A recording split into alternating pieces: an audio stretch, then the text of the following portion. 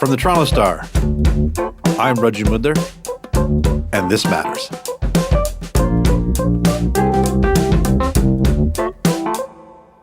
The shows will finally go on. Sort of. Soon. Hopefully?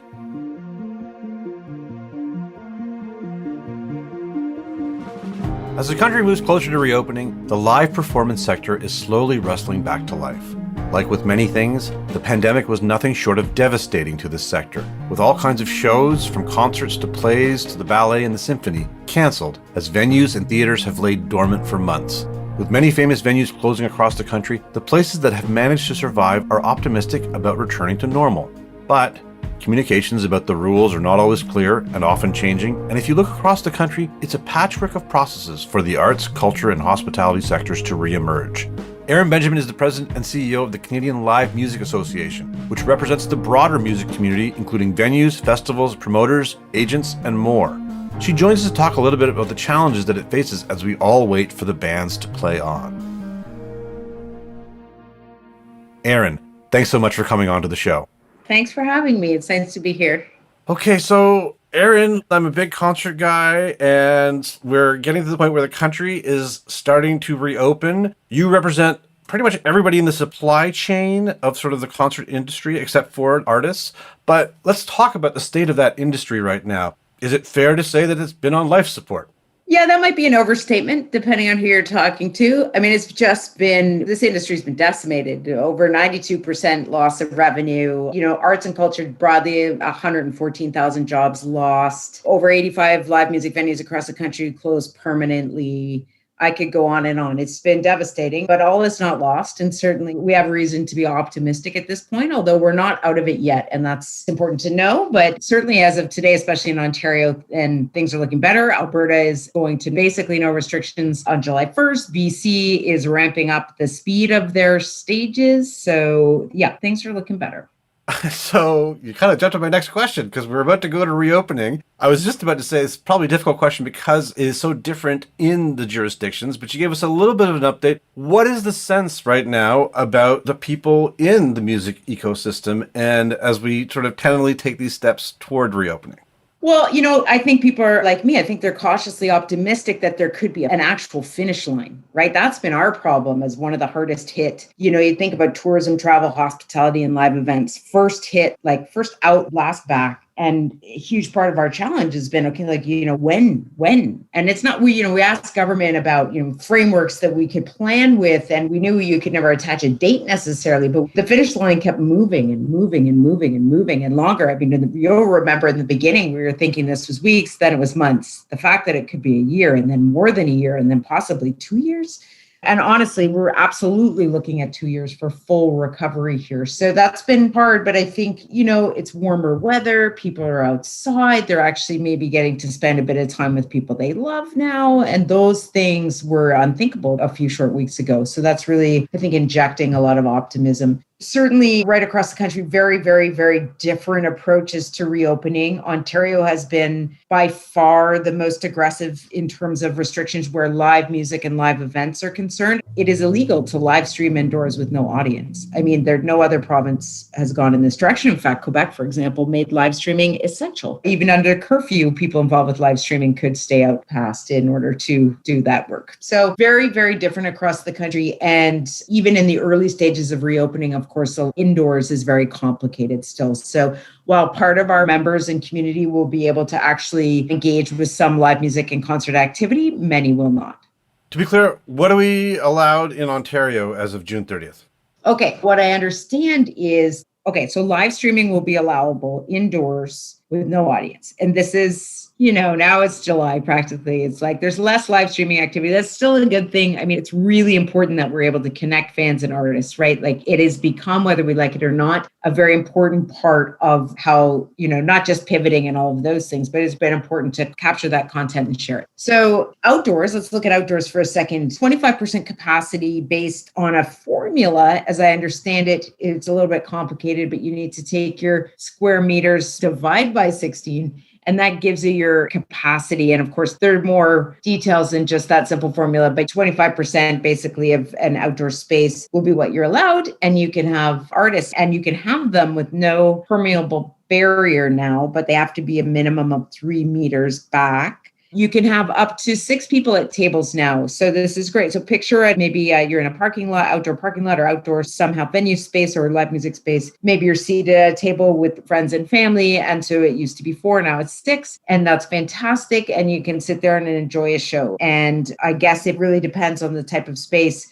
So maybe, upwards of several hundred, depending on the size, or even smaller, but any live music activity is good at this point. So that's really exciting. I think that's what we're looking at in Ontario come June 30th. And it remains to be seen. Of course, live music takes time to plan. So it's not like we can snap our fingers and have these shows ready to go because we had no idea what to expect in stage 2. Except the very, very thin sort of framework that was available. So we really needed to wait to see the regulations. And now that folks are getting their heads around that, I expect that we'll see more and more sort of micro or small shows based on this type of capacity in the next couple of weeks.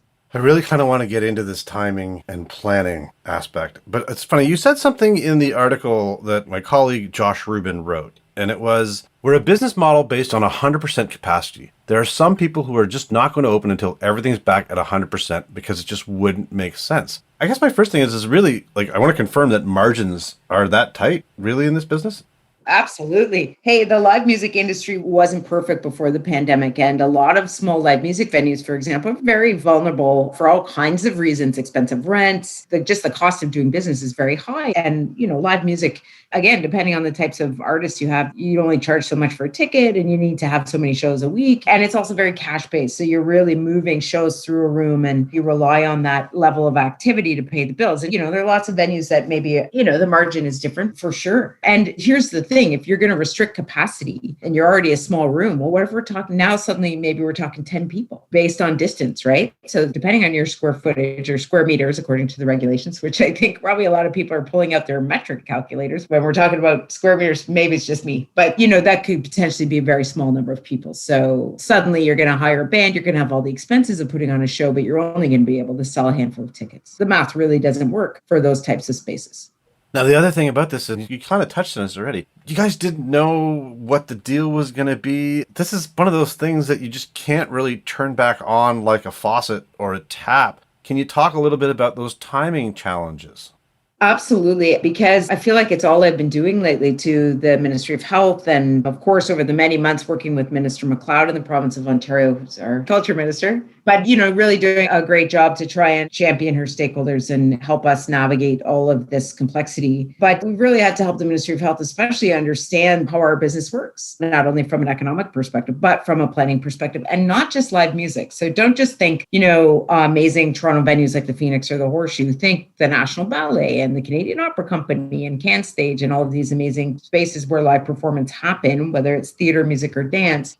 They all have nuance, but you don't just decide one night that you're going to put on a show tomorrow and it happens. You have to hire the artist, you have to market the show, you've got to sell the tickets, you need all the technology and people in place to make that happen. And so it was a really key message that we've been parlaying to government for many months now, begging for some indication of timelines. And again, no fixed date was necessary, but what is the framework going to look like from step to step so that we can ultimately plan? And we heard that loud and clear on the technical briefing with Minister MacLeod shortly after the new regulations were announced. An acknowledgement, and I'd say in many cases, a new approach to the restrictions that I think will be the runway that we'll use to get into step 3 and beyond. So maybe at this point, we've together between industry and government have finally figured some things out. In that piece, Josh interviewed Jeff Cohen at the Horseshoe, and he basically said that, they're planning for October because that's when they think things will be okay. But the other issue is booking, because bands really need to book tours months out. I'm seeing a bunch of US bands announcing tours, and obviously Canada, borders so closed, we're not on that list. I mean, can you talk a little bit about booking and how that's supposed to work and how, is that getting underway now? Yeah, it absolutely is. And Jeff is right. And, we have our fingers and toes crossed that with the fall comes stage 4, whatever we're going to step 4, whatever it's going to be called in Ontario. and we'll be able to go to full capacity indoors and out, and things will be much righter in the world. And, I'm sure there'll still be some type of restrictions in place and protocols, of course, but really being able to go to full capacity, which means that we can move more artists across the country and around the world more effectively because of just, the economics of it. So absolutely, festivals, promoters, clubs, I think they're planning now. Shows are going on sale. We saw last week, Massey Hall. And, I think in Ottawa here, the National Arts Centre is going to go on sale, or they're going to announce their season in August, I believe. And this is really, really exciting. And, it goes without saying that these folks are ready to postpone as necessary, but they've got to put the wheels in motion should it happen so that they're not left scrambling, if we are able to open with even greater capacity come the fall. We'll be right back.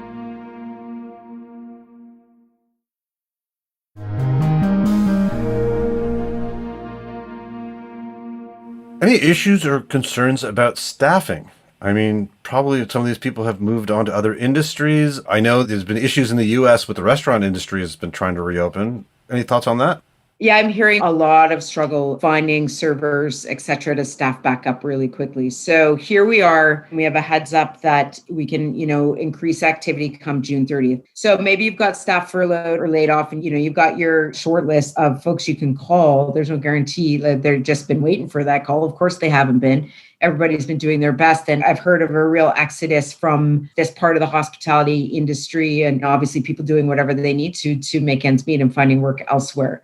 I'm optimistic it'll right itself over time, but I think in the short term, we have a problem. I've even heard from one venue that they have fully lost and have no access to 50% of their staff. So look, we have all kinds of challenges with reopening, and maybe you're going to get to this, but insurance is one of them too. Like some of our venues can't get affordable or any insurance, liability insurance whatsoever. So you've got restrictions, you've got capacity issues, you've got insurance challenges, and you've got staffing shortages. So, there are a lot of challenges to overcome yet. It's funny, you talked about the fact that you represent sort of the entire live performance ecosystem. Obviously, people have heard a lot about venues and they've heard about musicians. Who haven't they heard about? Who are the people that, you're advocating for that probably have been affected in this and maybe people haven't been given much thought to? That is such a great question. Thank you for asking me that. There are so many people who make up this wonderfully complex, intricate, specialized industry. And they are agents and managers. They are production crew. They're sound and lights and riggers. They're people who road manage. They drive tour buses. They make wristbands. They offer supplies and services and goods to festivals and venues.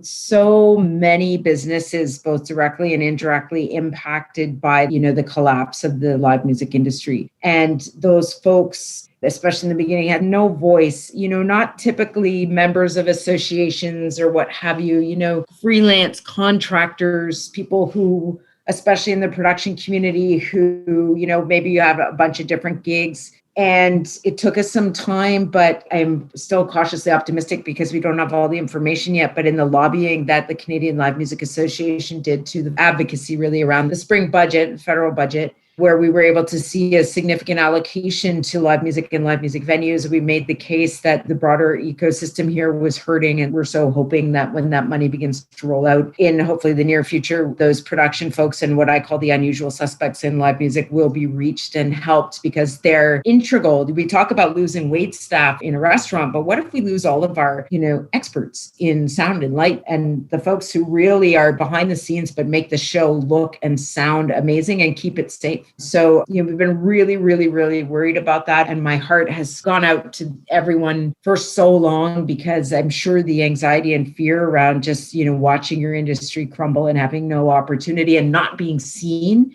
as a stakeholder has just been terrifically hard for so many people. Okay, may sound like a bit of a weird question, but one of the things that I've seen is over in the UK and Europe, there's a lot of studies about concerts and like airborne and having, people come to a venue and test them 3 weeks later. And here, honestly, it just sounds like we're just going to open up and away we go. So I guess the question is, what about some health and safety concerns? Well, that's a great question too. And I have so much to say about this because we tried to get a pilot festival off the ground here in Ottawa and we had to cancel it because we went into a different, zone the next day or the day we were supposed to launch it. And it was going to be 100-person outdoor. And so much work went into that. And it is what it is. But the difference is we've got vaccines now. We've got vaccines in arms. And so a lot of those pilot programs were, maybe early days, especially I'm thinking of Barcelona, early days to sort of see if you applied all of these safety protocol and precautions, like what could you mitigate and how could you reduce the spread and what would the outcome be if you put X number of people in a size of a venue of Y, as in X, if that makes sense. So, just to do these tests. But here's something that is just so ironic out of the UK. There's an organization called Live, which was formed in recent months to really represent live music and live events in the UK. They have a great number of associations, but they didn't have this one sort of body representing live that they really needed. So they formed this thing. And in the last little while, they've been running pilot tests of their own with vaccinated folks in different scenarios and with the support of government. In fact, a government program, the industry paid for it, and they did all this research. And the industry is now suing government, according to this article in IQ magazine, because government won't release the findings of the studies. There are industries on the edge of their seat saying, okay, what do the studies tell us? Like, how can we learn and adapt and do whatever we can to produce these events? Peter Gabriel is quoted and Andrew Lloyd Webber is involved. I mean, the names are, you can picture the UK industry and the kind of star power they have. And these voices are just saying, this is ridiculous. Give us the information, apparently. And I'm not sure I know all the ins and outs here, but government has not done that. So they're going to sue them to get the information so they can proceed. So here in Canada, it's funny, I've heard the Ontario government say many times, we're looking to the UK, we're looking at the UK, we're taking our lead from the UK. And to a certain extent, I think that's true. But I think now we have to be sensible and look at as many different markets where vaccine rates are as high and sort of take the folks who are maybe just ahead of us. But Canada has just rocketed in front of so many other countries as a result of our amazing vaccine rollout. And, it was not a lot of people were calling it amazing a couple of even maybe weeks ago. But now I think we can all acknowledge we're doing quite a fantastic job. So shout out to everybody involved in that. And so hopefully people can start looking to Canada as we open up here and say, well, look what Canada is doing. I mean, in Ontario, we're not opening without restrictions. And there was hope that we'd go straight to step 3, given that we've met vaccine targets.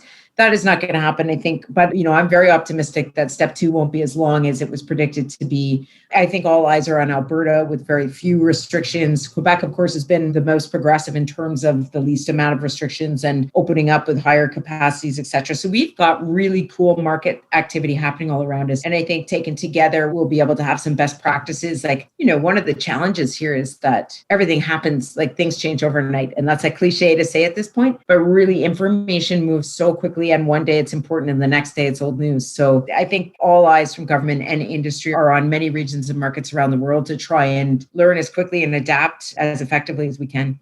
Erin, I think this has been really fantastic for us. Is there anything that I didn't ask that you think that our listeners should know?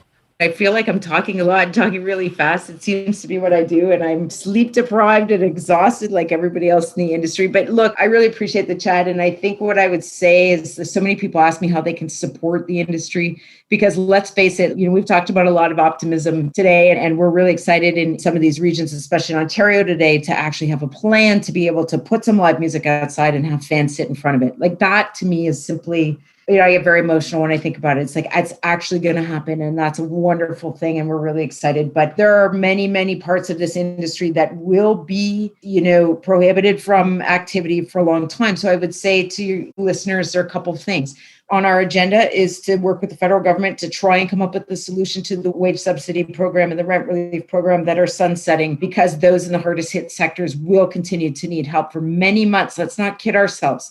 This is an industry that we're not going to just flip a switch and all of a sudden we got enough revenue. We'll be drowning in debt. We'll continue to have major restrictions around capacity, and we'll need to continue to address those things. The Canadian Live Music Association back in February launched a campaign called #ForTheLoveOfLive. And anybody listening who wants to give a shout out to your favorite artist or live music venue or festival, go find that hashtag and use it, because it's actually, to date, it's had a reach of over 55 million, if you can believe it. That's how much this country cares about live music and about our artists and our live music spaces.